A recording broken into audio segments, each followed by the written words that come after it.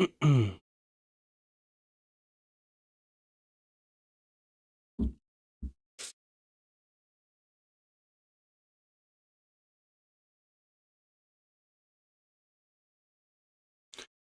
see if the audio is alright. Yeah, okay, nice. Today we're gonna just carry on with our project that we did the last live stream. But I fixed the VS Code thing with latex and stuff, so it works now. So I will just copy the code that we did write on overleaf over to VS Code, and yeah, we can just carry on. So yeah, I'm just gonna copy the code here. I don't generally like to use overleaf, so I like to use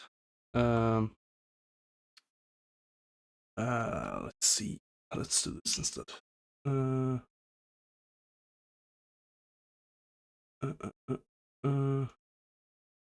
Yeah, so I'm just gonna log in here and just boom like that and move back my camera for the scene basically. And yeah, this is all the stuff we did right before. If you want the explanation that we did before, then go and watch that live stream. You can also just follow along here if you want to. We're gonna copy that. I think I have a folder already for this project here. Somewhere here. Yeah. Okay. So it's G2-module description. You're gonna open VS Code in that folder here. Also, we want to remove these here, and also insert this code here. Save that, run that. For some reason, it is not okay. I wonder what the problem is. Maybe I did miss something.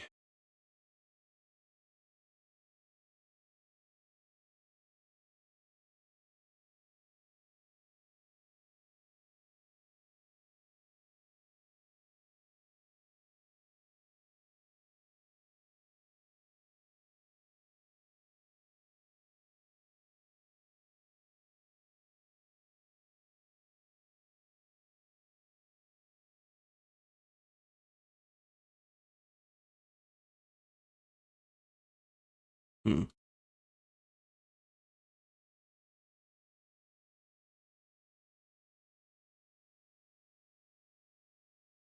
It doesn't recognize the plugin that we use for rendering code for some reason.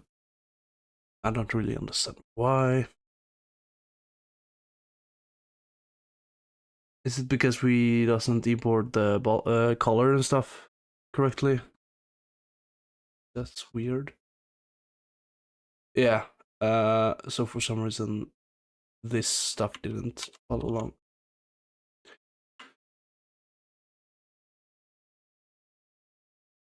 Let's see if this works.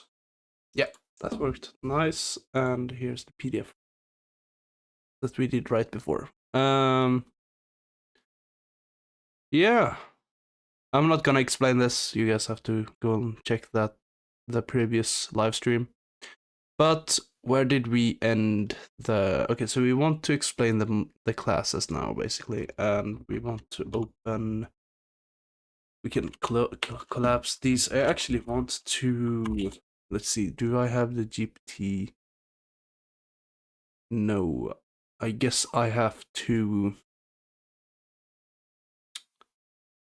You know what? Let's just open the browser and go to the GitHub page.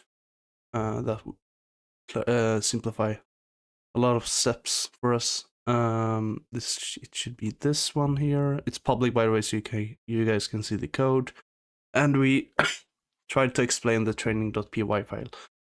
So let's remove that and make this a little bit bigger. So let's see. I think we ended here, basically. Yeah. So let's create a code block here. LST listing, if I'm not mistaken, in. And we should just add this definition here, or the function. That, save that, see how that looks. Yeah, we also have to add the following language type. Like that. That didn't work as we want. Yeah, it's because we have comments in our code, which we don't actually want, so I'm gonna remove those. I think that's fine. Yeah. And here we go, nice. Good. And I might actually want to even move these out a bit, like this. Nice.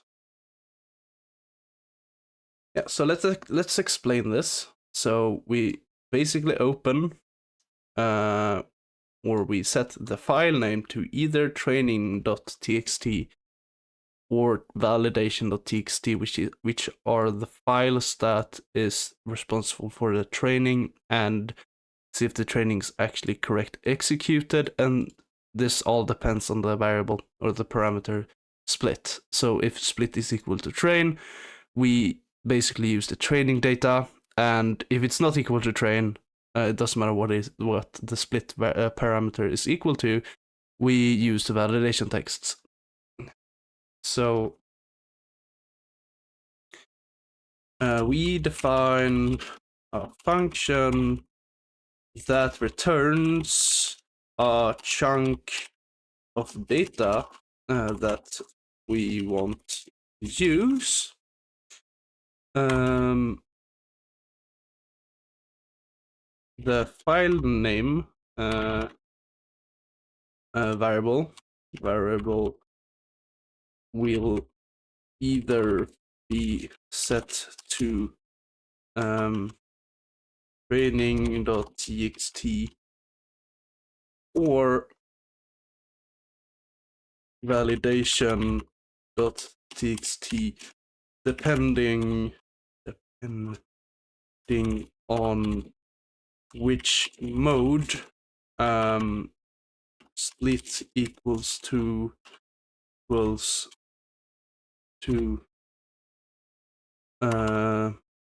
mode train or mode validation.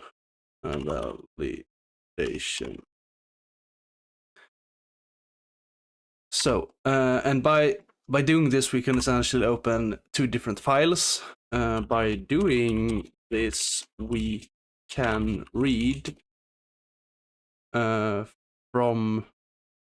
byte value, read the byte value from two different files. Depending on if we want to train or check or validate the training.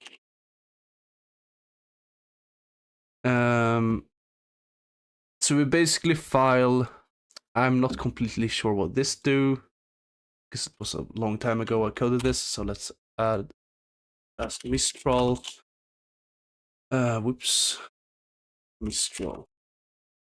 For this code and explain it, or we can actually do this instead.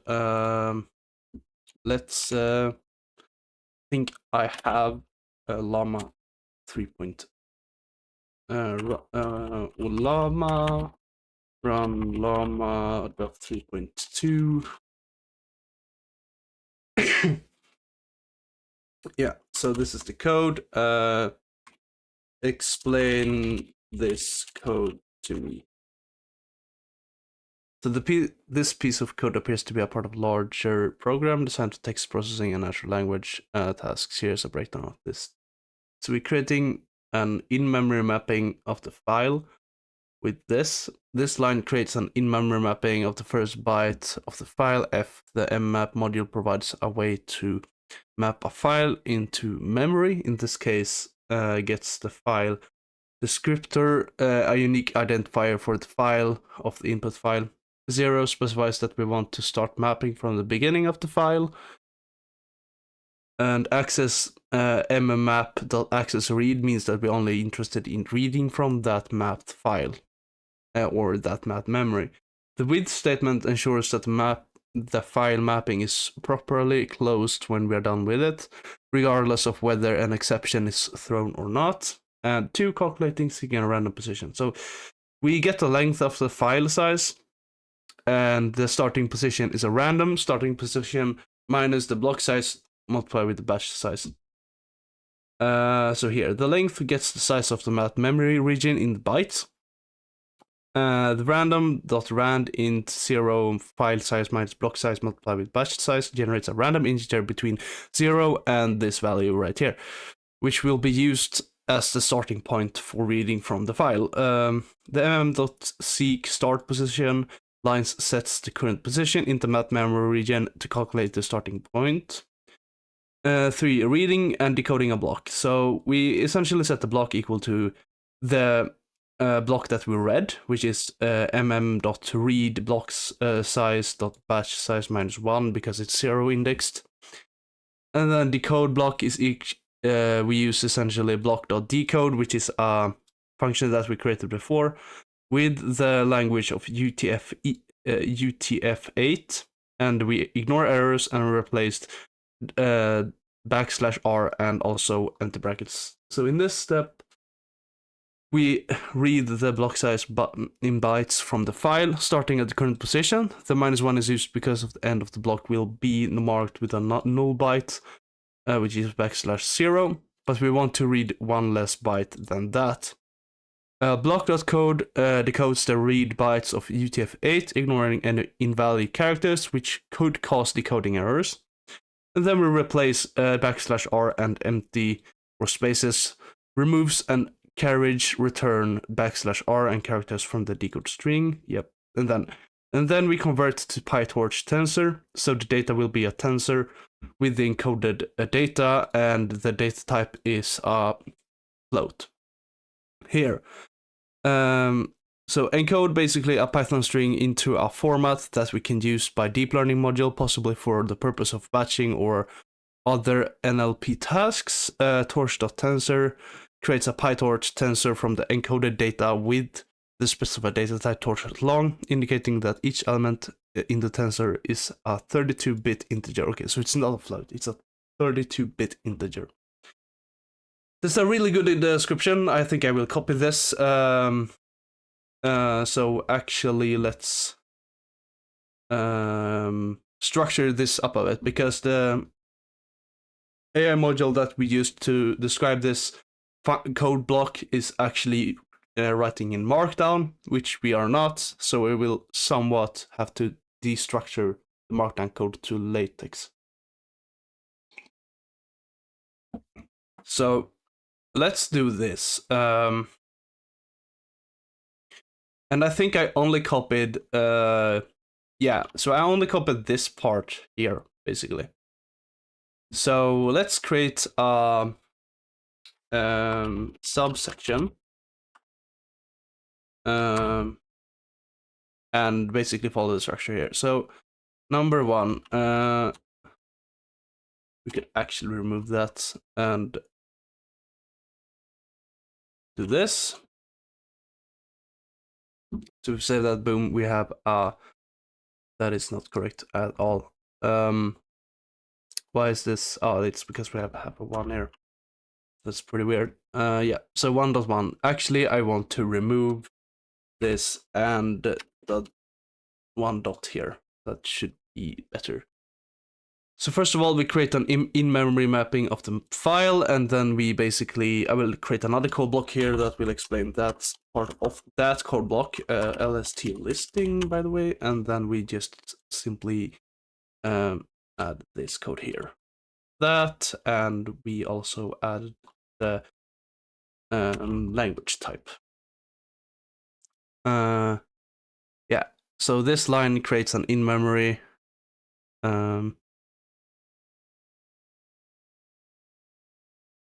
like this. So add that here. I think that is correct way to yeah. Then we can add an itemized list here because it's listing. So let's add this line here. We also want to add this line here. Oops.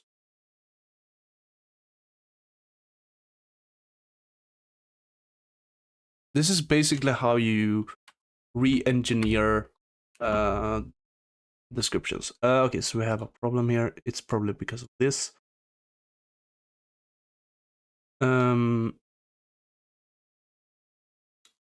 I think it is because we have to add this into mathematical equation just to filter out.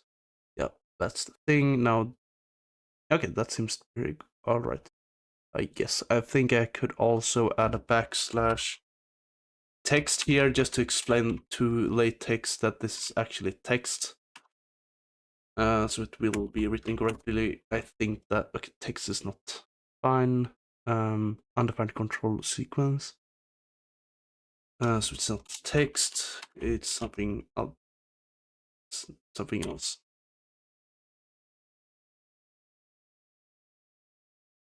Okay. So we have to actually do this instead. We should do this outside of the mathematical parentheses that we added, like this, basically. And think that's fine. Nope. Okay, never mind. But wait, what if we add a backslash here? See if this is correct. Yeah, that is actually correct. Okay, let's have it at that. So this line creates an in-memory mapping of the first byte of the file. If the mmap module provides a way to map a file into memory.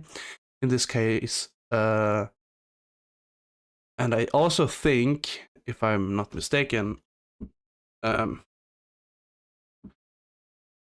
we also no, that should be fine. I think, yeah, okay. Gets the descriptor of unique identifier for the file of the input file. 0 specifies that we want to start mapping from the beginning of the file, and access, yeah, means we are only interested in reading from the mapped memory. So that is pretty fine. Let me add this text here as well. The with statement ensures that the mapping is properly closed when we are done with it, regardless of whether exceptions is thrown or not. That's great. Now we add another subsection here.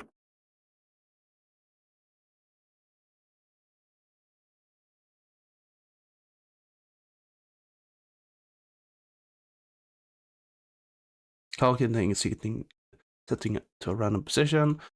So we add another code block here, and I don't know why this is popping up, but either way. That.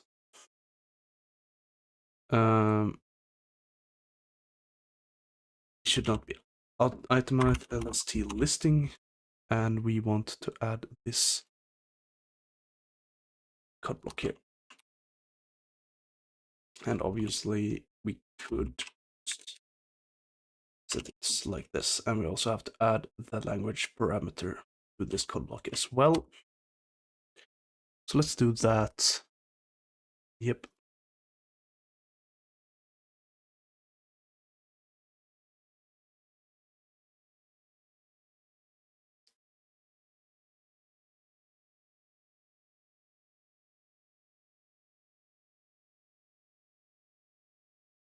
So add another list basically, and describes what the different code blocks do.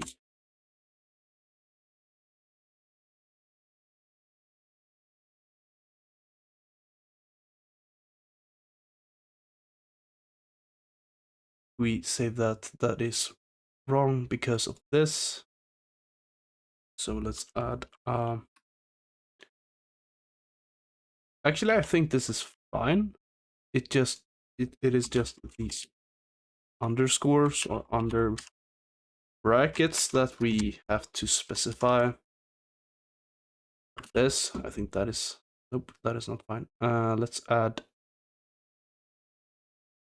these as well.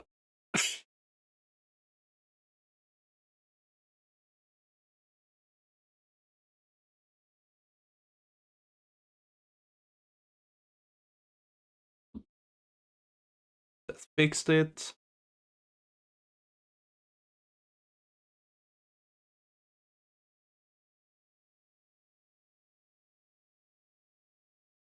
I think yeah, these also should be backslash underscores as well, just to specify that. Yeah, that seems all right.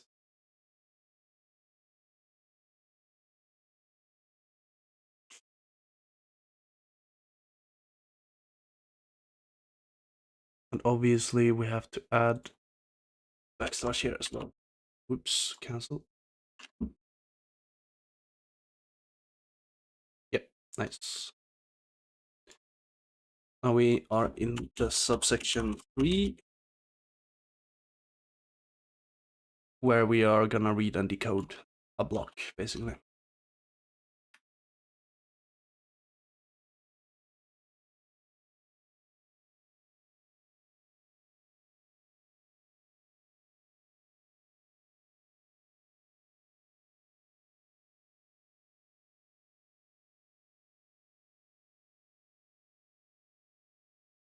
So basically what we do is essentially we read the block in bytes with from this position here or this size, and then we decode the block basically.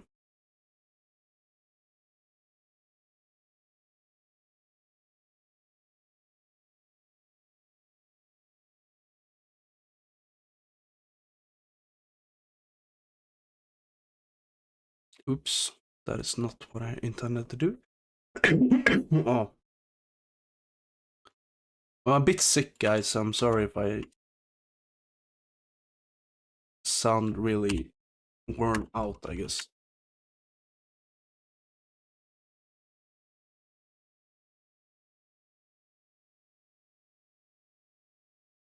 That, and we also had to add backslashes to these underscores, because otherwise the latex program or the latex syntax will scream at us. I think that should be fine. Yep.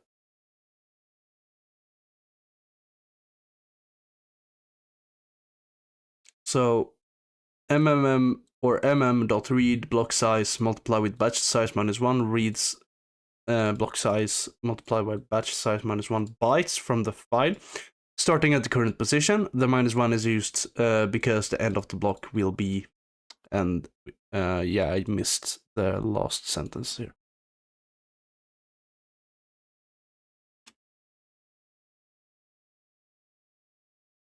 Yeah, I figured that out. We could actually, can I do this? No, we can't. Could I do this? Just specify that this is a text block and not. That is not correct either. Undefined control sequence. Yeah. So let's not do that, and just remove this part here. That should be fine. Yep.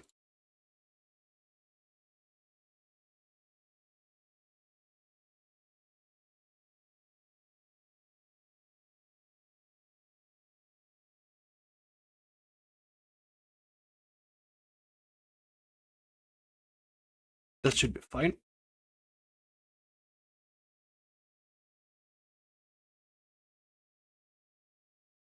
Then we replace basically.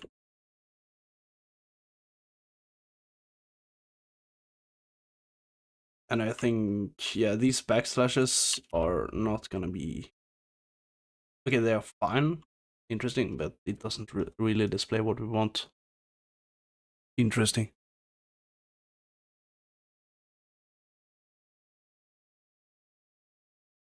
How do I write backslashes as texts in latex?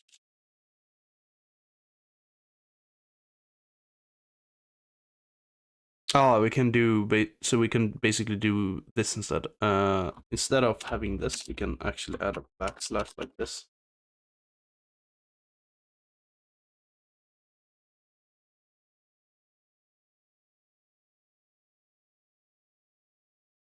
And then we also have to add mathematical expressions for this as well.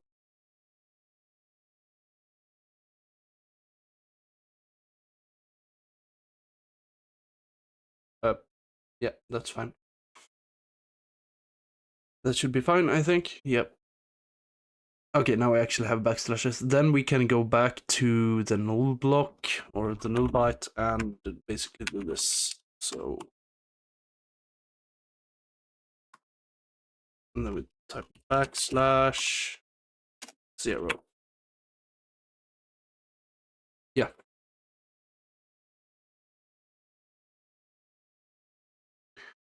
And now we want to converting to a PyTorch tensor.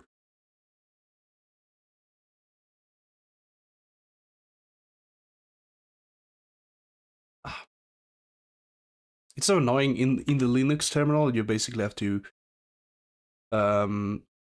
copy text from Linux terminals. You have to press Control Shift C instead of just Control Z. It's a bit annoying because in Windows you basically don't have to do that. Just something to think about. I've been using Linux for quite a while now, but I'm still not used to it, which is rather interesting. Okay, so here we have the next. So data is equal torch.tensor encode decoded block, and we have a d type of torch.long.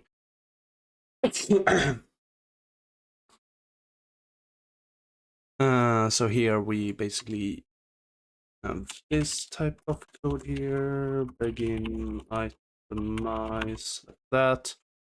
So we basically encode here, add these backslashes here as well. I think that is the only backslash I need to add here. Yep.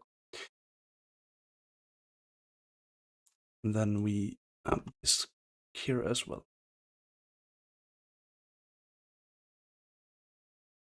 And we don't have any backslashes we need to add here, so I think that's fine.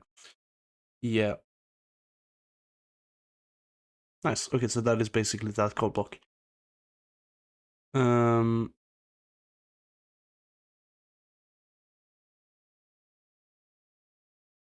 I think I want to add even more subsections to this. Just to structure the document up a bit. So let's do that. So we have our section here, which is training.py, and then we want to have a subsection here, subsection that says basically importing libraries that, yeah, and this should be capital I as well.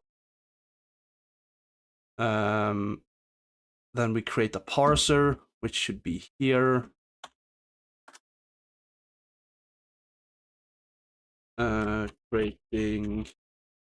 Creating a terminal parser.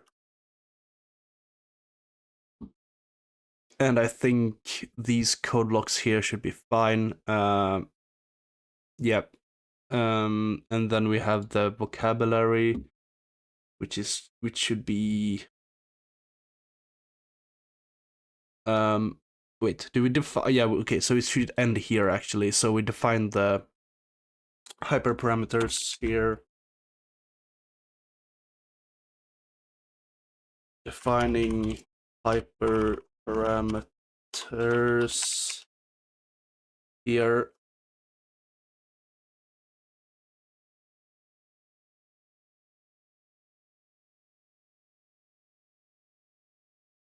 and then we open defining a vocabulary here.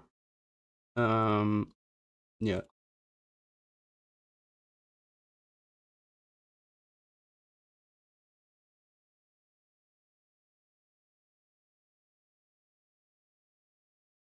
We're defining the vocabulary here. Defining and data processing and structure during the vocabulary.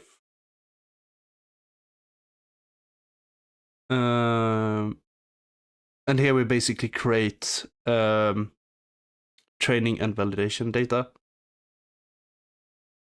which should be, I think it's here. Yep.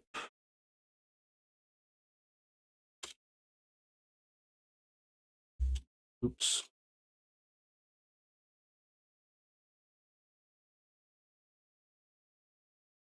Defining training and validation data. I think that is, yeah. Wait a minute. Yeah. And then here we define decode and encode functions, which should be here actually.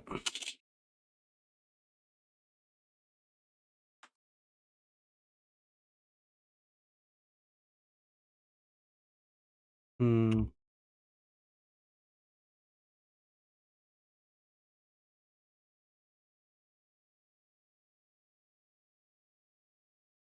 And here we should defining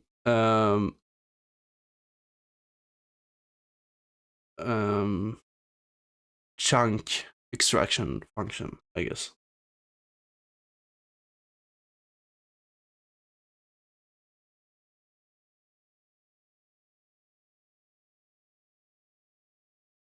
Data chunk extraction.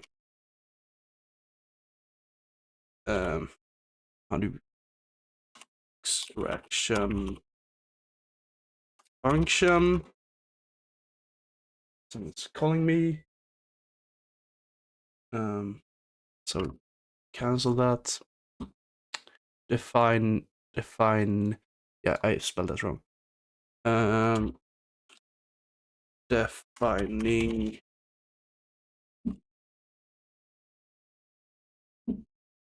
that. Nice.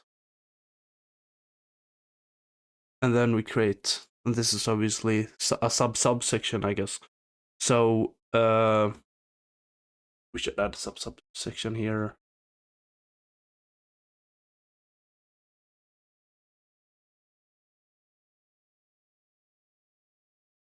Yeah, and also here as well.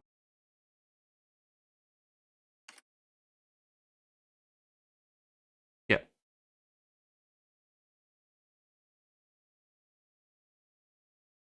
That seems to be alright, I think.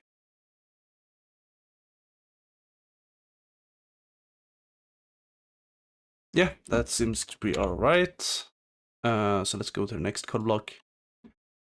So we have a function that gets the batch. We also have a function that estimates loss. We have a head function. These are going to be quite difficult to explain because they are super large and very complex. And I will also create an appendix section of this document for a more mathematical explanation of how this function works. Let's scrap this function. And I will also create a code block for it.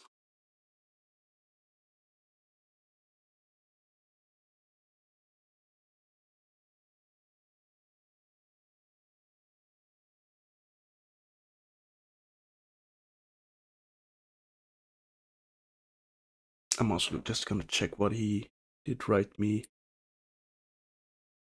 Let's see.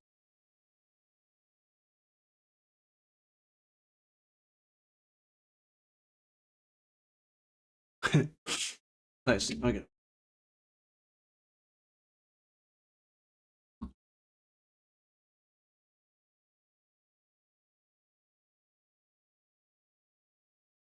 All right. So what is the let's see. I think I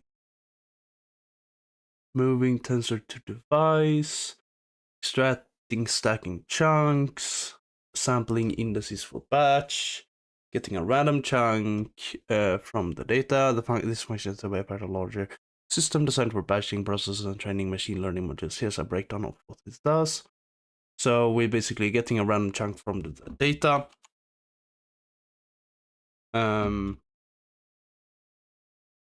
So let's create a subsection here.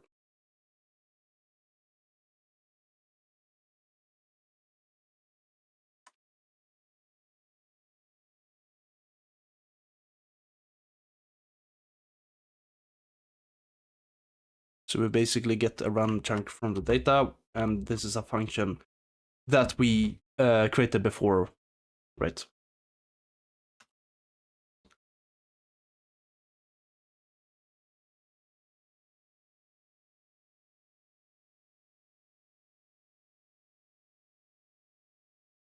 And we also have to add these backslashes here.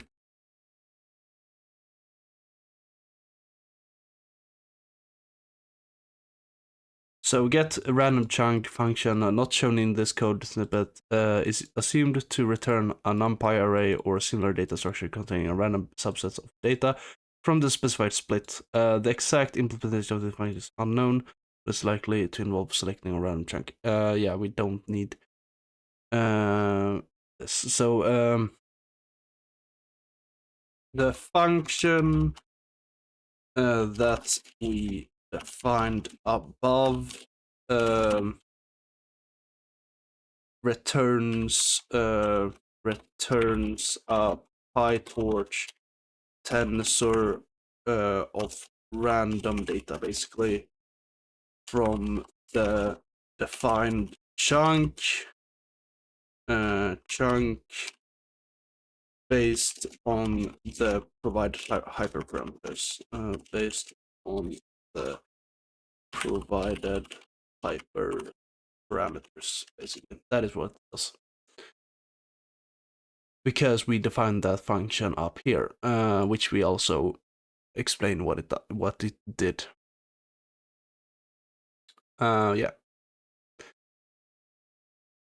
So number 2 is basically add here and subsection. Sampling indices for the batch.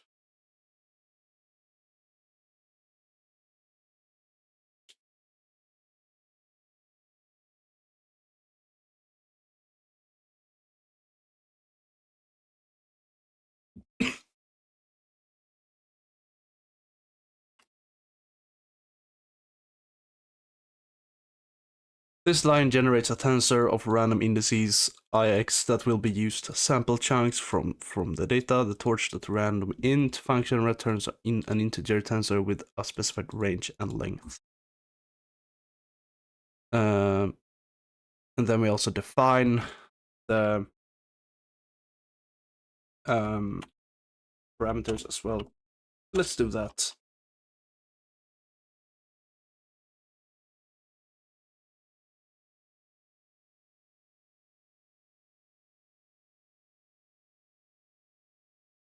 We also have to add this backslash here. So length, yeah, this is the upper bound for the generated random integers. So we basically generate random integers between an interval, and this code block here is the upper bound, and this should be specifies the return tensor should have a shape. So this is basically the shape. So this is the upper bound. We start from 0, and this is the shape of the tensor. This shape is super important, otherwise you will get so many errors that you probably don't even understand. And that is because of matrix multiplications and stuff. Because you can't multiply certain matrices with the two different shapes, basically. And that is just pure mathematical theory, and I will explain that in better detail in the appendix section that I will create. So it will be a lot of math equations in this paper as well. Anyways.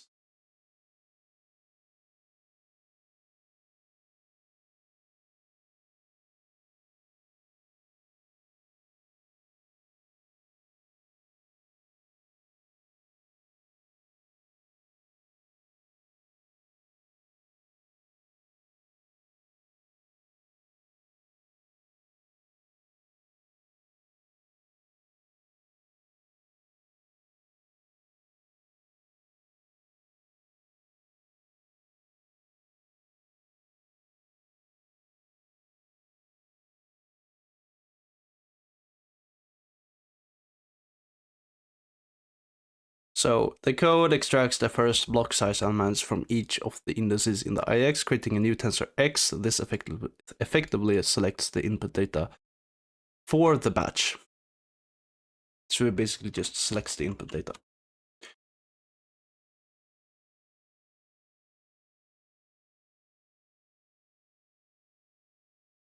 And that didn't work out because of this. It's a backslash.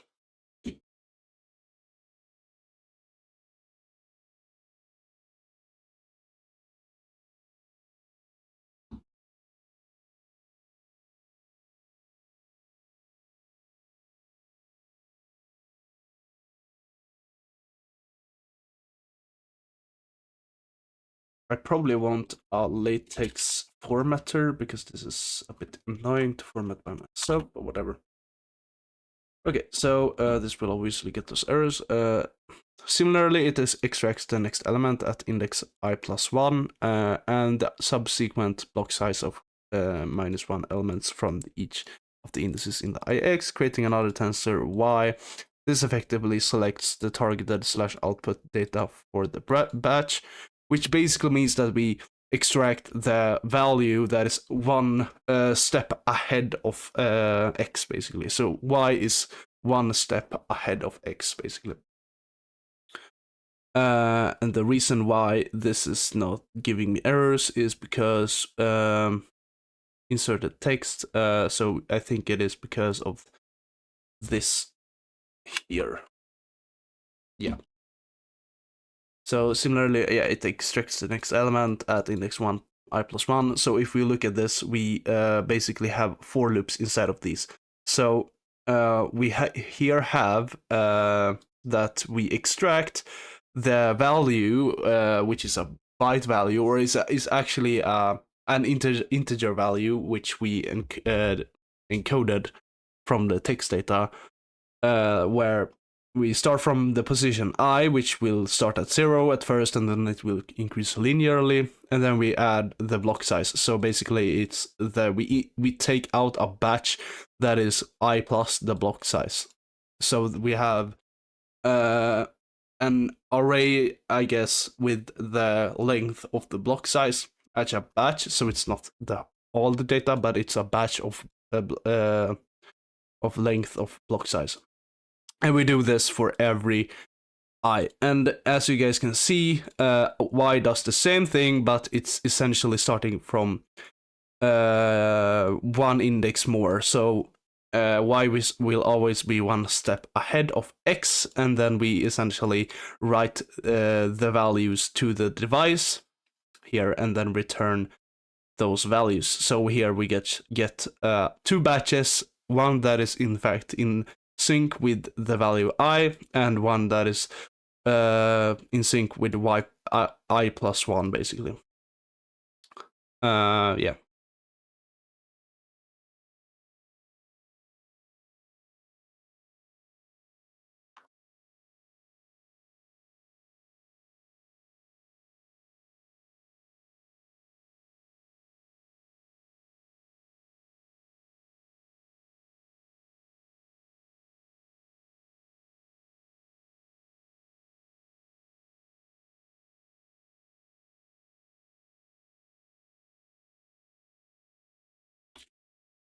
So this line moves both x and y to the specified module or device. In PyTorch, the device are where the module computations occur. It's either CPU or GPU. This step is likely necessary for training or inference on a specific device. So you usually want to go with the GPU because it's faster to do matrix multiplications, and that is why you have GPUs for games and stuff. Because games and graphics are basically matrix multiplications. You can do it with the CPU as well, but it's super slow compared to the GPU. So I highly recommend if you have an NVIDIA graphics card, use CUDA drivers to do these operations.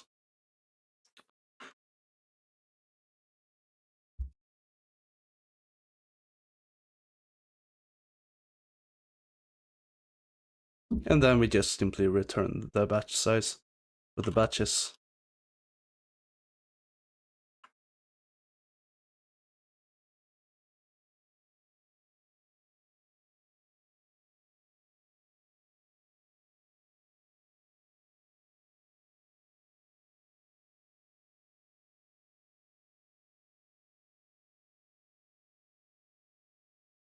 Finally, the function returns both x and y, which represent the input and target/output data for the current batch, respectively.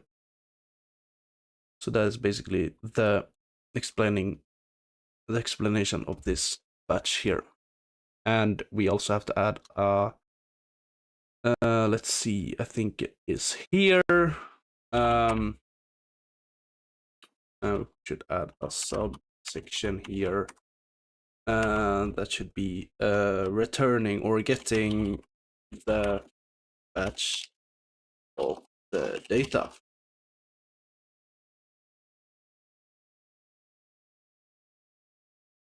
Yeah, so now that block code is done. Now we have this block code here.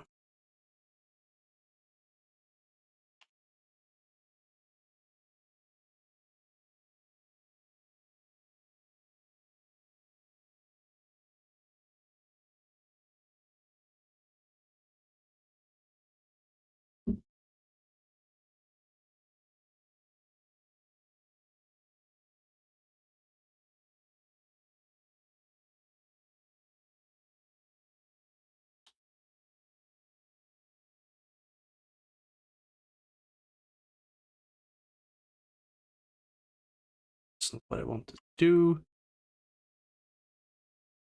And the Olama did stop for some reason.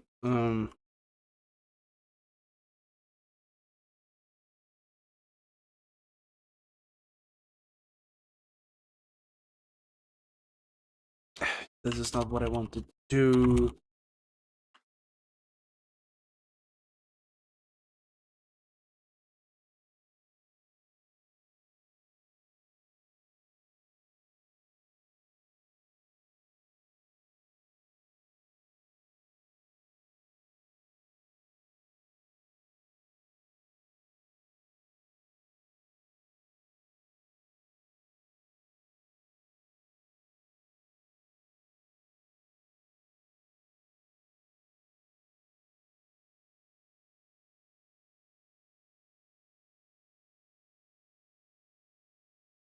That is fine. I don't need to know that. So, so basically, what this do is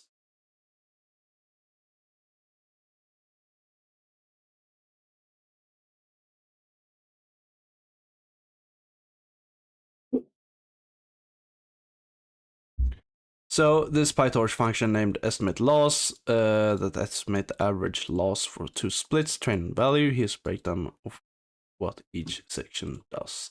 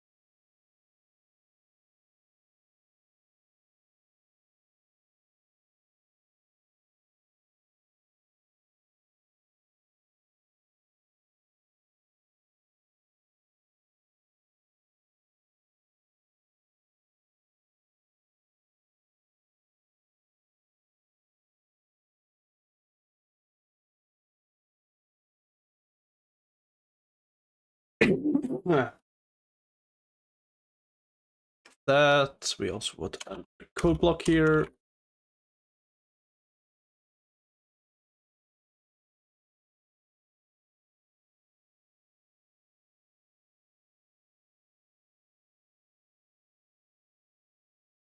Ah.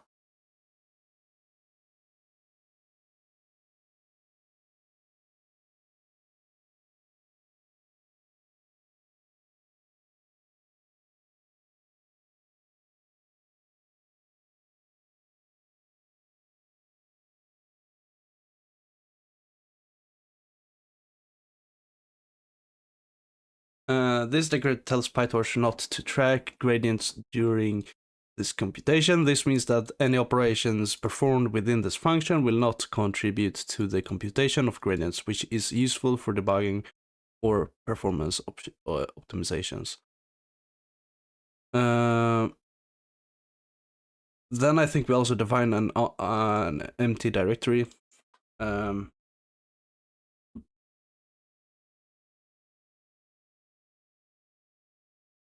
Yeah.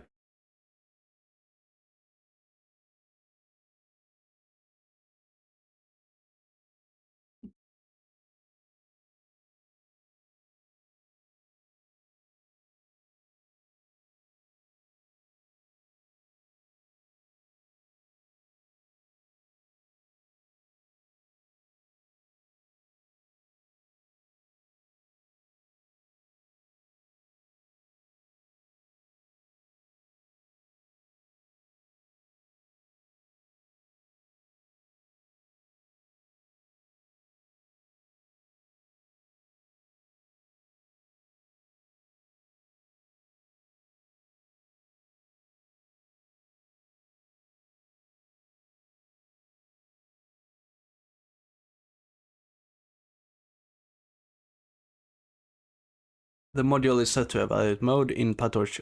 When a module is training mode, default it's optimized for maximum accuracy on the training data. When it's in evaluation mode, it's optimized for minimizing loss, which can improve performance. So we just set the mode to evaluation here.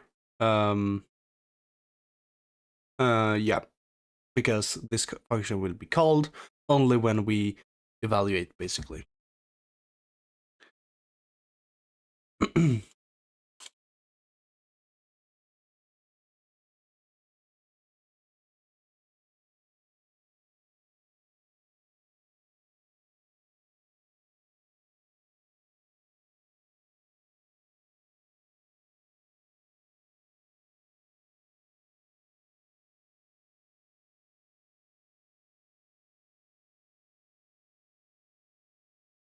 The function iterates over two splits, which is train and evaluation. And then we have another code block here.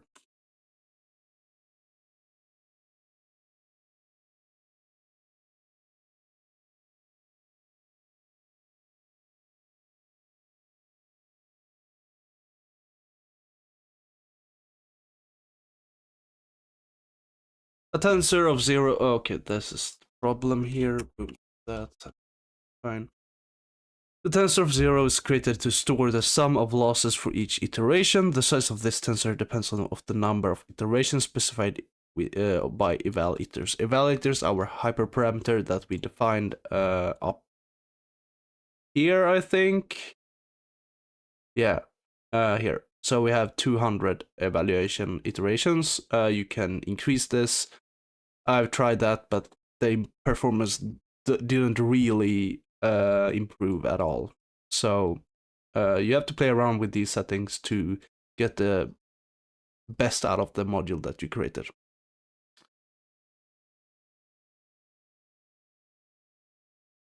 Yeah, that's basically that. Then we have another code block here.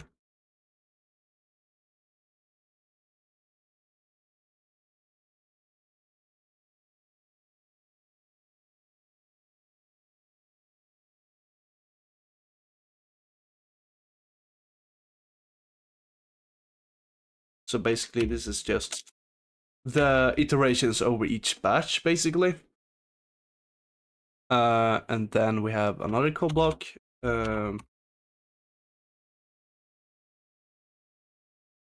which is here. So we get the batch of each split. It's quite trivial, I would say. Because yeah, you basically use the function that we defined over here, which is this function up here. So you get the batch over each iteration, and then you evaluate the loss for each batch, basically. And you always store that in x and y variables that we will probably return later, I think, if we check here. We actually return out, which is the directory we created for the estimated loss, basically. But here we get the batch, basically, from each split, which is the trading and evaluation data. And then we add that to the module, and we essentially get the loss item, and then we put the losses, the mean value of the losses into the right index, which is split. And split is basically the linearly increasing value of this for loop. And then we just model.train and return the directory that we created up here. But I will explain that better later. So we basically, a batch of data and labels y are retrieved from a dataset based on the current split, which is basically what I told you right now.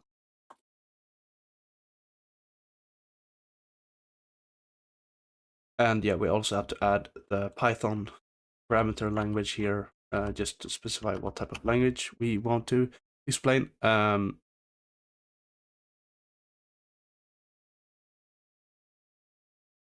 So the module, let's explain this when I post it in here. Okay, so the module processes the input data x and outputs logits, which is on normalized probabilities and loss values. What this means is that the values is not between -1 and 1, so it can be like 20 or something. But that will be fixed later in the code. But yeah, so the values is unnormalized, which means that the values can be greater than or less than -1 and 1.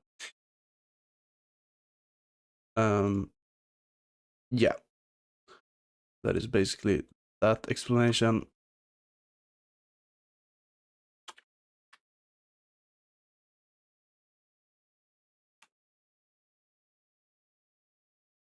And then we basically add or get those values, logits, and loss from the module with the data that we... Oh, I actually already explained that. Never mind. Never mind. Yeah, so here we get the individual losses based on the index and the batches that we extracted. So what this is basically does is the loss value is appended to the corresponding position in the losses tensor, which means that we get the loss from the module based on the loop or the iterations that we did. And then we just append that loss value or that item, since it's a tensor value, we have to do .item here, but it's essentially just a 32-bit integer that we store in this array with the position of value k. And k is basically defined in our next for loop here. So we have a nested for loop. And the reason why we have to have a nested for loop is because we have a matrix. A matrix is two-dimensional, so we need a nested for loop to actually iterate over the matrix. Yeah. So this will get... So basically this for loop is for each row, and this... no, this for loop here is for each row, I think. Yeah, and this... Yeah, and this for loop is for each column, basically, in the matrix, or the tensor matrix. Then we store that value in our loss directory that we created. I also have to define the language for these code snippets. So after all the batches have been processed, the mean losses for each split is calculated and stored in the output directory. That, and then we just simply train the module with those loss values, which will improve the training.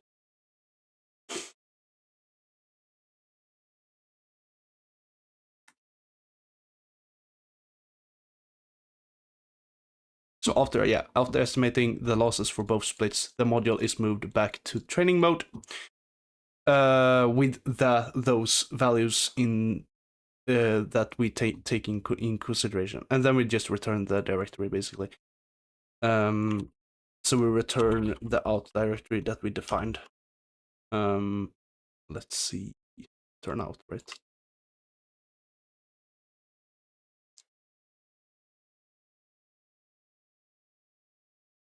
So the function returns a directory containing the estimated losses for training and valuation splits. So we basically we described and explained every row in this code snippet here, and basically told what it does. It's actually nothing fancy. I wouldn't say this is. I mean, it can be complicated for some people, obviously, but there is certainly more complicated ways and probably better ways to estimate loss as well. So that might be something that you can improve. But I will look into that in the future.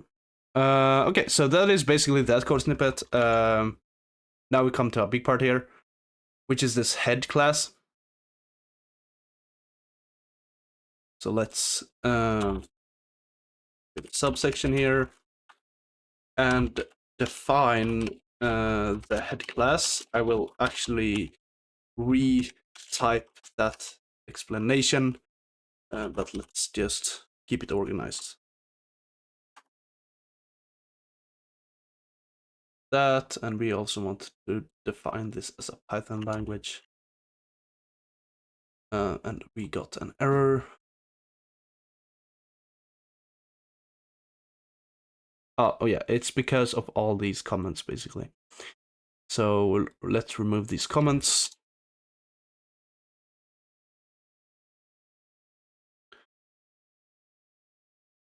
And the reason why the comments is why is this wrong? Oh yeah, it's because of these. Do I have more comments like that? Doesn't seem like it. Okay, perhaps yeah, I have these here. That should be fine, I think. Nope, never mind. Why is this? Because of this guy here, and we also have a comment here. Now when I look at it, I think that should be fine, right? Nope. Yeah, it's because of these comments here. Boom. Nice. So let's see how this looks. It basically looks like this. Yeah. Yeah, okay, so this float thing is basically a part of this function here, right? So that is good. We still, yeah, we don't have any errors. Nice. So let's explain this code basically. For some reason this works. Interesting. That is, I will actually remove that just for safety. That's weird. Actually, we will use Mistral instead of Llama here. Mistral is actually more reliable. Mistral.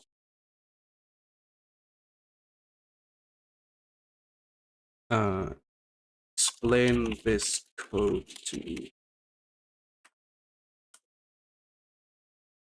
So, okay, so this code defines a class head that implements a single attention head for a transformer module. The class inherits from nnn.module, which is the base class for all your networks in modules in PyTorch. Let's break down the code step by step. So class definition initialization, which is here, and then we have a forward method, and I will explain these in detail soon. But let's add this as a header, and also this as a header text space. Yeah. I will actually add this beneath the main code bracket, I guess. And that didn't go. Oh my god. Like that. Okay.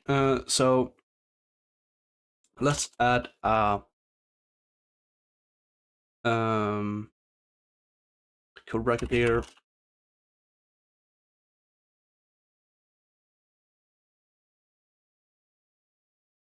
And copy, I think it's this code right there, yeah. Actually, I might actually want to copy this whole thing here. Like that. Should be fine, yep. Okay, so let's create a list here that explains the different parts, I guess. Oops, I opened the inspector. That isn't what I want to do. And I think I have to add like a lot of backslashes here just to explain to the text that we actually want to have underscores. Yeah. This is the constructor method that initializes class.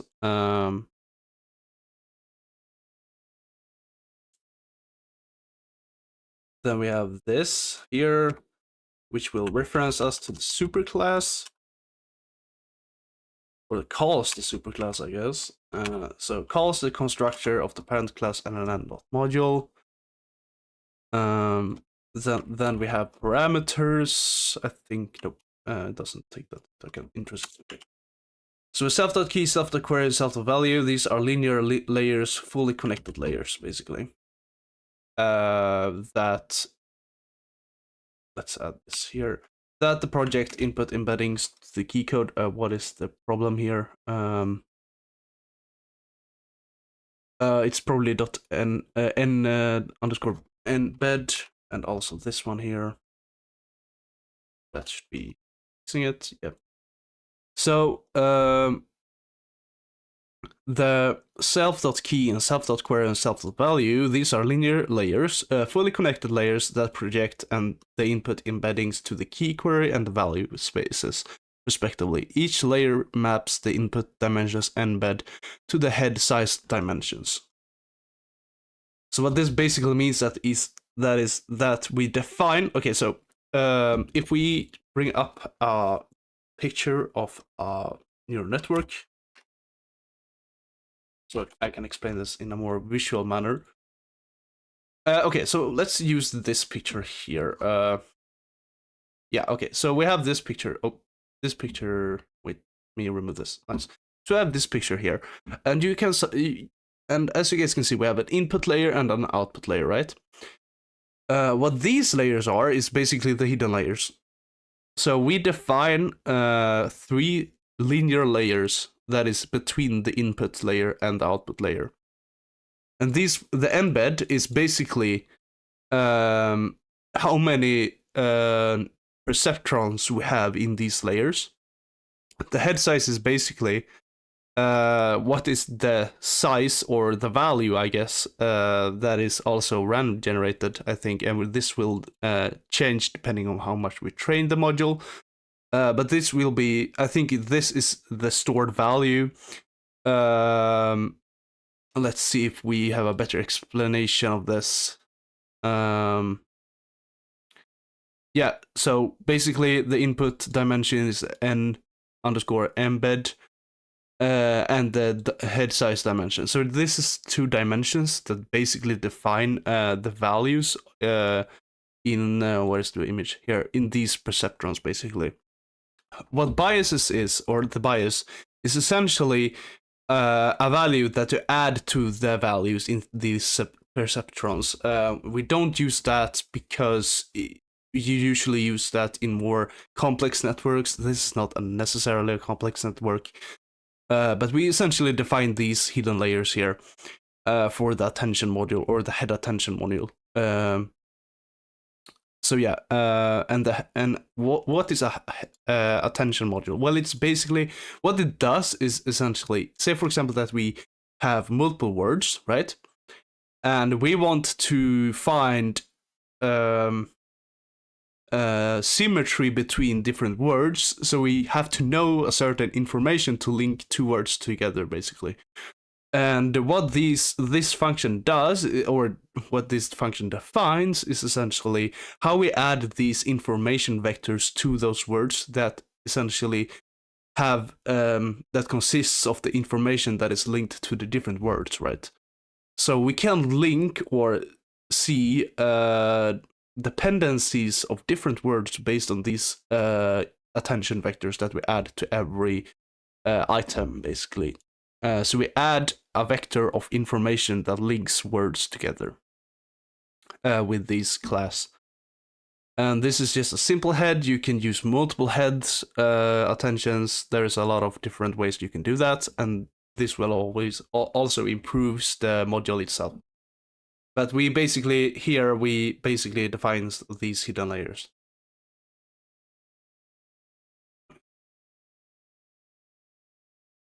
Yeah, so let's carry on with the other stuff.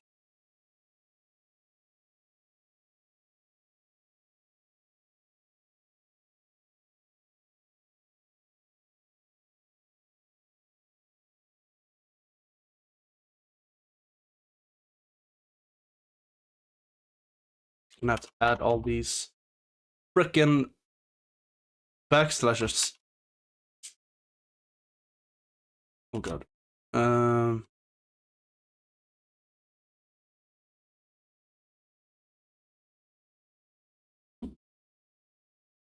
Fine, yeah.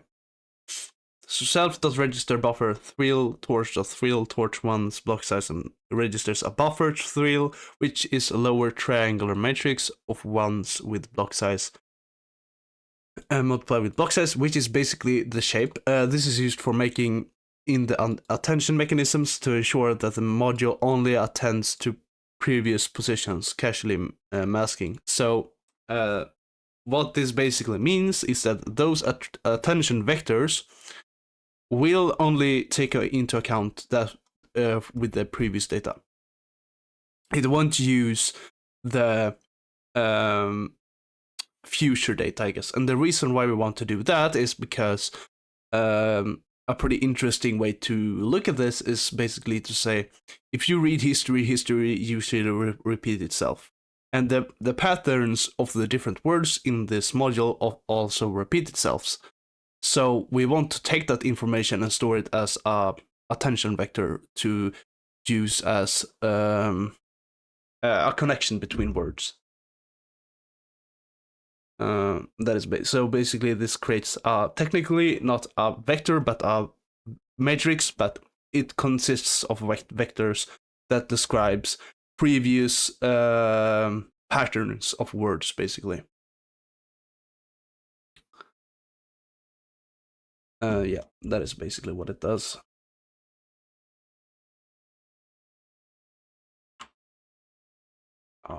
Oops.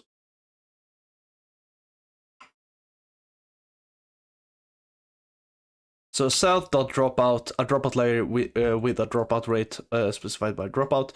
So basically what this means is that depending on the information in these layers, we also add a fourth layer, because we have 3 layers here, which is a dropout layer. And this basically means that if the information in the attention vectors are completely wrong, we basically drop that vector and use another vector.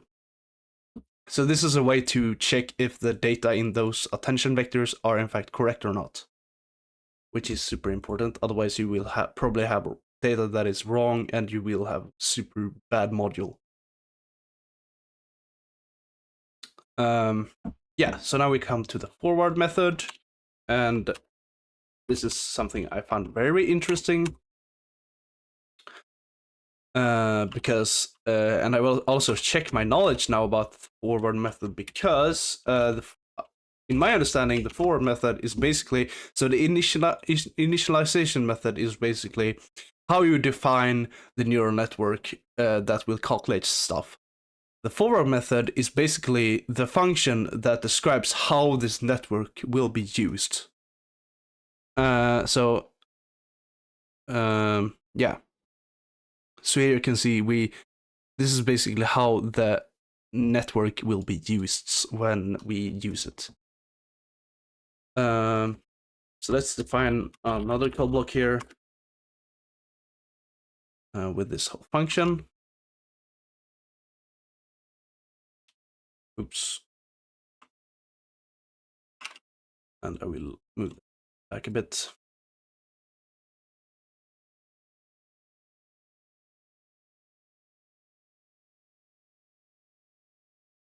Then we'll create a item or a list, I guess, for the explanation. So I could also add this text here.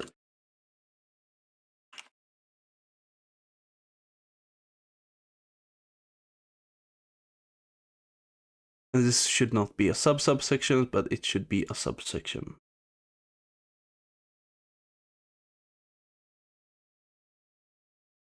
It actually should be a subsection, never mind.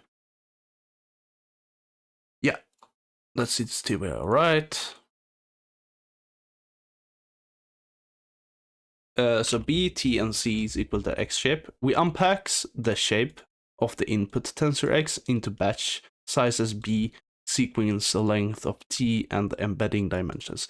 So B will have the batch size, which is already predefined technically by the hyperparameters that we provided. We have sequence length, which is the length of either the matrix or the individual vectors. Either way, they will be have the same length. And then we have the dimensions of the embedding settings stored in C. So we basically unpack the whole attention matrix with the different settings, basically. Then the key.self.key implies that the key linear of the input. So what that means is basically applies the key linear layer to the input X. So we apply. So basically we unpack X here, then we apply, or we can actually show the code here. So we apply the first linear, which is this basically. We apply the first layer, hidden layer here, and then we apply the second hidden layer here, and then we have to do some matrix multiplications and softmax and stuff. I will explain those a bit more soon. So basically, we apply two linear hidden layers, and then here comes the matrix multiplications, and I think that is. Yeah, so this is basically pure math, so I will convert this to a mathematical equation instead. It will be easier to explain this. So this will be to the power of, to the power of minus 0.5, and this will be multiplied with, so it will be C dot. Yeah, so, and this should be a matrix transpose. This is matrix multiplications, so this should be, what is it called? Dot function, dot multiplication. Nope. What does dot equation do? You know what? Let's have it there. It's pure. This is actually technically syntax on how you do the dot multiplication with matrices in Python. So way is the dot multiplication between Q and K dot transpose. So we transpose this, and then we multiply with this shape basically. So computes the scaled dot product attention scores. The query Q is multiplied by the transpose of the K of the key K, and the result is scaled by the square root of the head size basically. Then we mask this. So way equals way equals way.mask, and this should be this, I think. Self.trill applies the casual mask to the attention vector, attention scores. The attention scores position that should not be attended to are filled with minus infinity basically. and we can do this just to specify that this is minus infinity, so infinity like that.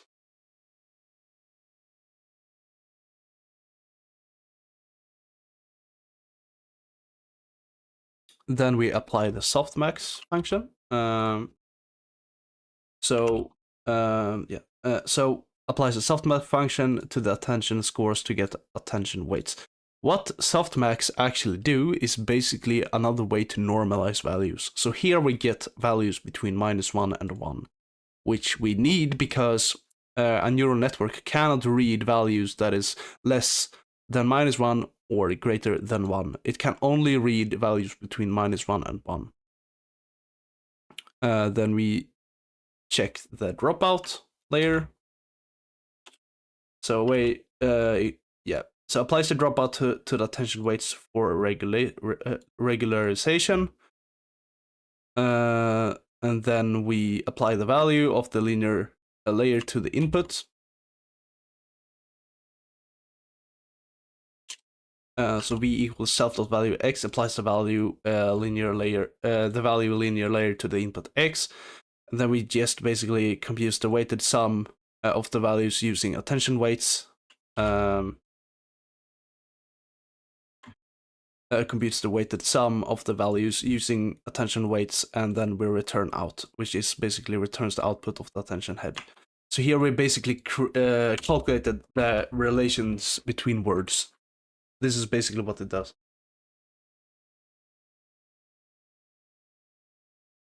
So as I said, this initialization. So basically, if you want to create a neural network of some sort, you basically want to create a initialization function, which is this init function here, and then the forward function is essentially where you put the logic and what you want to do with that network. So yeah, this is the logic of what the network does. This is the logic of how the network is defined. Yeah. And by the way, this is not the whole training process. This is only to calculate attentions. So you can technically say that the neural network that I've created is a network of neural networks, I guess. Now we have multi-head attention. So let's create a subsection of that. Subsection multi head attention.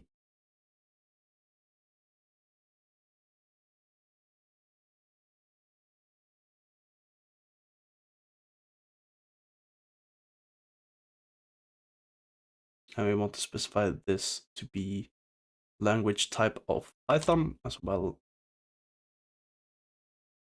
And obviously that didn't work out because we have comments and stuff. That should be fine, but we have a comment here. Yeah, we can remove these.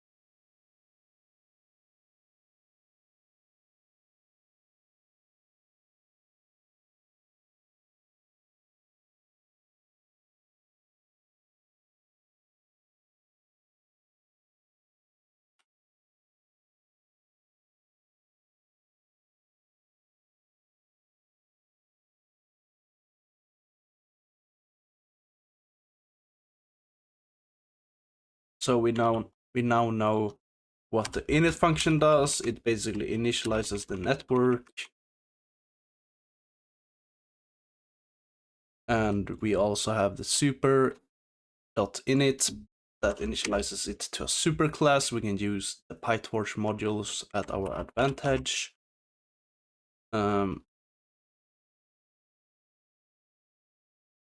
Then we create the self.heads. Now this is going to be different because this is obviously not working because we have a lot of underscores.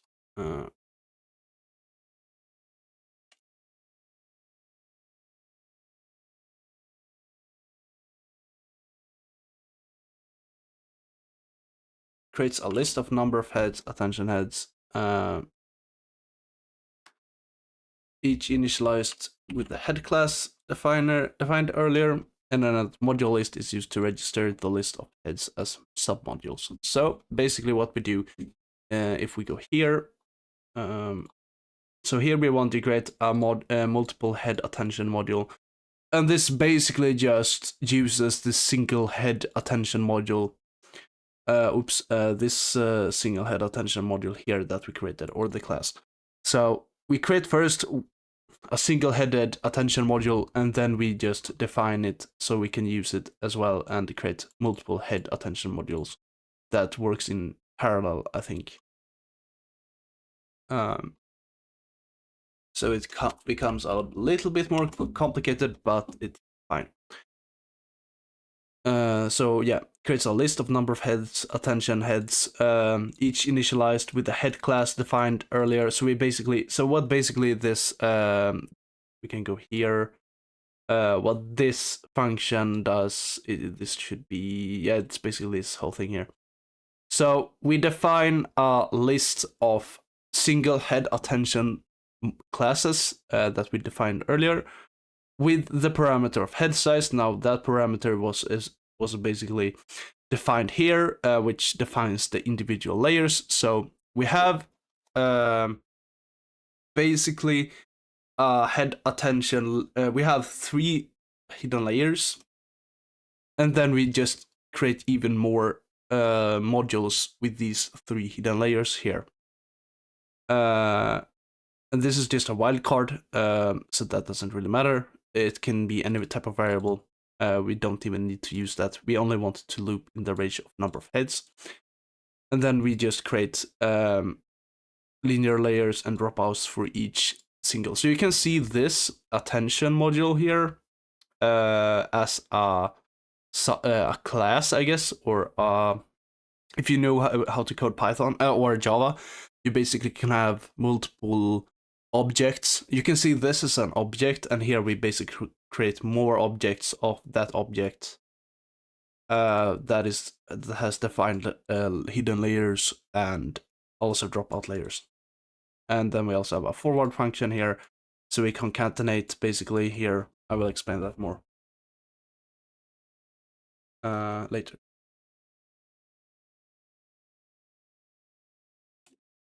So self.project creates a linear layer that projects the concatenated outputs of all attention heads back to the original embedding n.embed, which is a hyperparameter that we defined. So what is wrong here? It's probably this one here as well.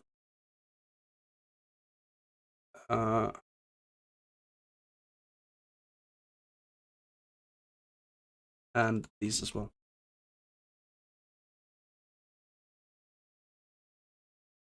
Yeah.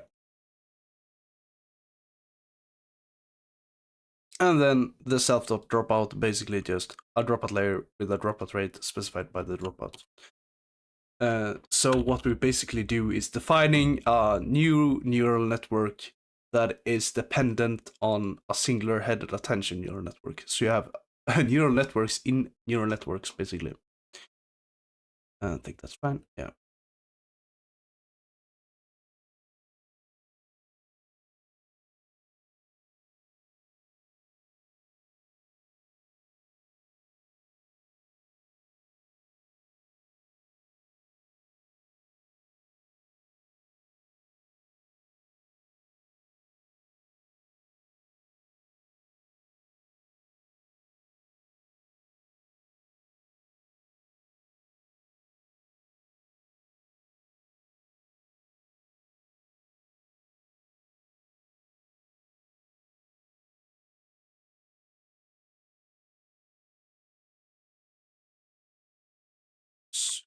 parentheses. Okay, so forward method, this method defines the forward pass of the multi-layer head attention mechanism. Come on, I want to, thank you.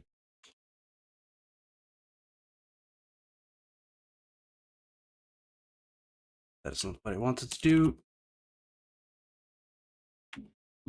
This will give us errors, hell yeah.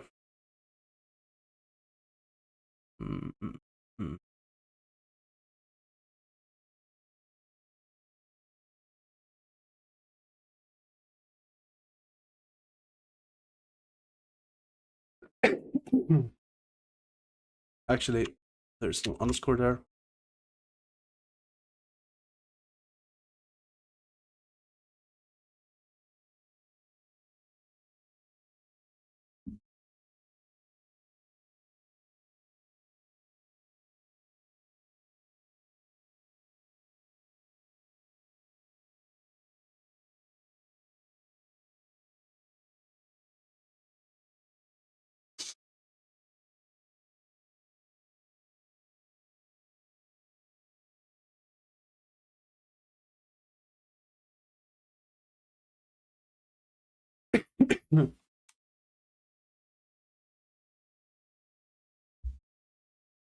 Oops.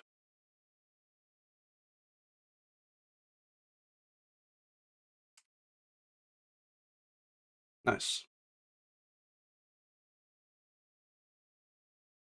Ah, that is a problem.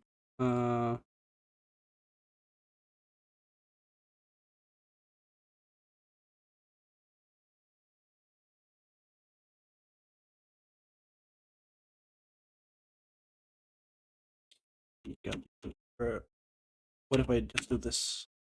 Oh, that's fine. Nice, great, great.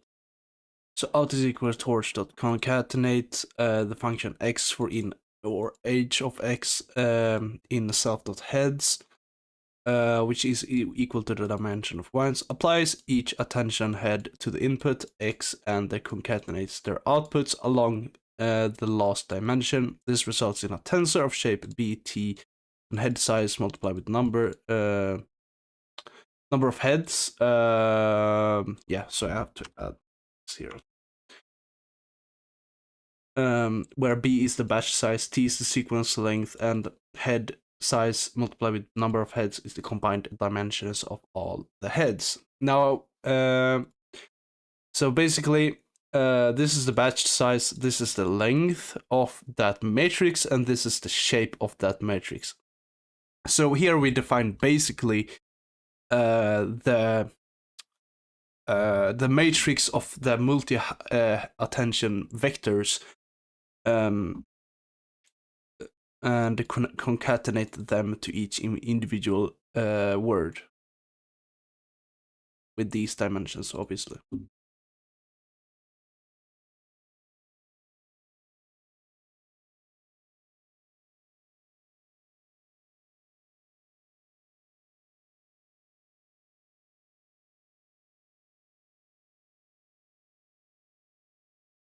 And then we use the self.dropout, applies the linear protection layer self.void to the concatenated outputs followed by the dropout for regularization. The linear layer maps the concatenated outputs back to the original embedding dimensions. So we basically have the right dimensions in the end. And then we just simply return the output of the multi-headed mechanism.